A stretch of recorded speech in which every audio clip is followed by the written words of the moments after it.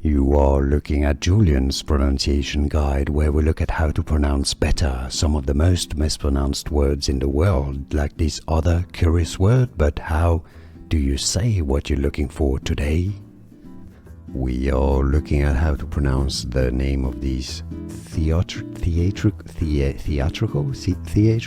genre, as well as how to say more names of different genres. So, two different ways of pronouncing it in English. In British English it's said as vaudeville, vaudeville, with a stress on the first syllable, vaudeville. Now in American English it's said more as vaudeville, vaudeville. For reference, in French, being a French name originally, it's said as vaudeville, vaudeville. So the British pronunciation is closer, vaudeville, but you can say it also as vaudeville. And now you know.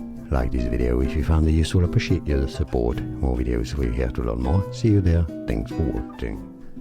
Here are more videos on how to pronounce more confusing words and names too many mispronounced. Like this video if you found it useful, appreciate your support. I'll see you soon and thanks for watching.